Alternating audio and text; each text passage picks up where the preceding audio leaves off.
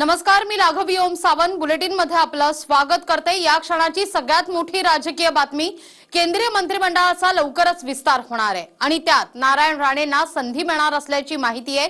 शिवसेनेला आणखीन जोरदार टक्कर देण्याकरता राणेंना मंत्रिपद मिळू शकतं, तर दुसरीकडे प्रीतम मुंडे यांच्या नावाची देखील चर्चा सुरू आहे।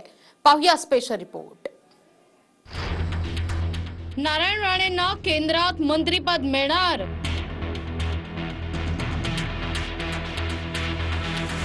महाराष्ट्रातील एका मंत्र्याचं मंत्रिपद जाणार? पहिला मुख्यमंत्र्यांनी राजीनामा द्यायला पाहिजे। मागच्या इतिहासात असं मुख्यमंत्री झाला नाही। राज्यासमोरचे प्रश्न सोडवायला हे सरकार हे मुख्यमंत्री कमी पडले तसं माझं ठाम मत। मुख्यमंत्री आणि शिवसेनेचे पक्षप्रमुख उद्धव ठाकरेंवर थेट तुटून पडणाऱ्या नारायण राणेंना आता केंद्रीय मंत्रिपदाचं बळ मिळण्याची शक्यता आहे। लवकरच केंद्रीय मंत्रिमंडळात विस्तार होणार असून त्यात राणेंना लॉटरी लागणार असल्याची माहिती आहे। राणेंच्या आक्रमकतेमुळेच त्यांना मंत्रिपद दिलं जाणार असल्याचं कळतंय। पण पहिला मुख्यमंत्र्यांनी राजीनामा द्यायला पाहिजे। मागच्या इतिहासात असं मुख्यमंत्री झाला नाही,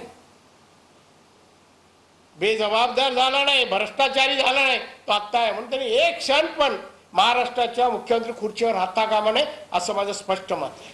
विशेष म्हणजे याआधी राणेंना भाजपनं राज्यसभेची खासदारकी दिली, मात्र महाराष्ट्रातील राजकीय समीकरण पाहतात आणि यापुढेही भाजपचा थेट सामना शिवसेनेशी रंगणार असल्यानं राणेंना ताकद देण्याचा प्रयत्न भाजप करताना दिसतेय।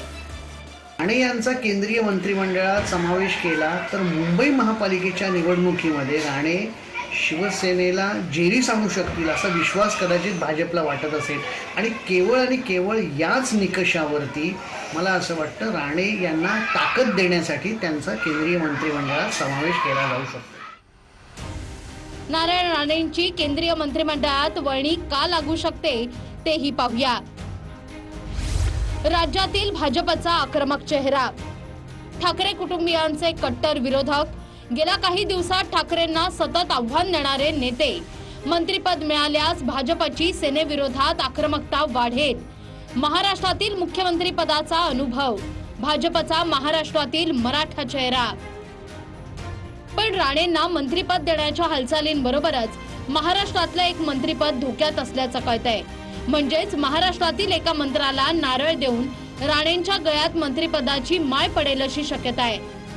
नारायण राणे ज्या पद्धतीनं शिवसेनेला अंगावर घेऊ शकतात, नारायण राणेंकडे शिवसेनेची सगळ्या ज्या काही अगदी उत्तम बातम्या आणि सगळे त्यांना अंतप्रवाह माहिती आहे, त्यामुळे नारायण राणे एवढा उपयुक्त माणूस त्या अर्थानं कोणीच नाही आहे। त्याचा पहिला भाग आहे। दुसरा मुद्दा असा आहे की नारायण राणे राज्यसभेत खासदार आहेत, मराठा आहेत आणि सगळ्यात महत्त्वाचं म्हणजे त्यांची एकूण सगळ्या अर्थानं जी कुवत लागते राजकारणामध्ये ती चांगली आहे।